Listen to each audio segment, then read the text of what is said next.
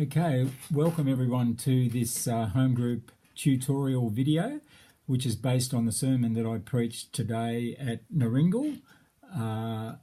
And I went away from the curriculum today because I'm just back from Israel, and I wanted to speak to you about some of my experiences there and some things that God was saying to me.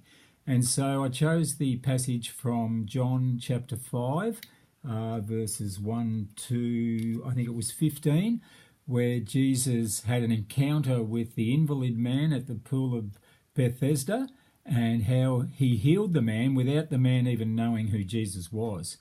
And I want you to, in your home group questions, to first of all think about whether or not you think it's hard to be a witness in today's culture, whether you think there is a resistance from people towards Christianity today, and if you think that resistance is growing.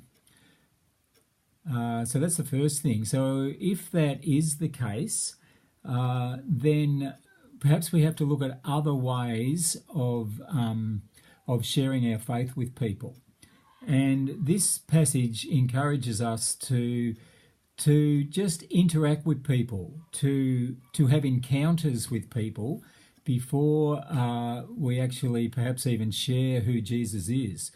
And so the second question, can you think of examples from Scripture or from your own personal experience where people have encountered Jesus either in you or perhaps in something that they've seen or done before they really have a faith in Jesus? And in my sermon, I shared a story which doesn't happen very often about a man in ICU in hospital wanting to see me yesterday, and how he, after not knowing me all that well, wanted to see me before he died. And I was able to pray the prayer of salvation with him, which was a wonderful privilege. And it was just through encounters that I've had with him over the last 10 years that made him want to do that. And that was really encouraging for me. And maybe you can think of other examples from your life. And I've given an example there from Scripture as well. The third question talks about the fact that Jesus was able to meet this man's need in a miraculous way. He was able to heal him and just say, get up and walk and take up your mat. And I suppose the question is, can Jesus still do those sorts of miracles today? Is that something that's realistic, or is that something that only happened then? And if we don't see those miracles as much today, in what other ways do we see the supernatural power of Jesus meeting people's needs? And you might be able to think of some examples of that. Then the fourth question, do you think that offering to pray for people's needs as we interact with people who aren't Christians, and we hear about some of their needs and their problems, do we ever think to say, look, I'll pray for you? Or maybe if we're really brave, to even say, can I pray for you now for that need?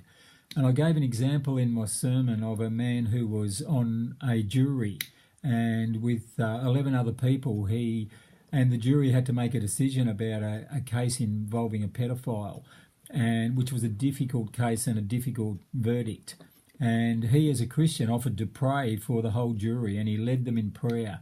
And how much those people appreciated the prayer, and how they, as individuals, came to him afterwards to share some of the spiritual needs that they had. So there's a challenge and an encouragement. Do you think that's something that we can or should do today? And so that really leads on to the last question. Is that something that you have done, or do you think that you could do?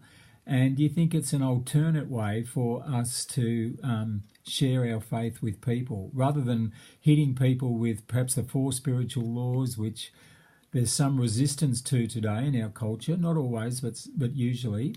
Perhaps a better and easier way is to just say, look, I care about your need, I believe Jesus can help with that need, and I'd like to pray for you about that need. Perhaps you could discuss that. Hope you have a great study, and hope this video is helpful.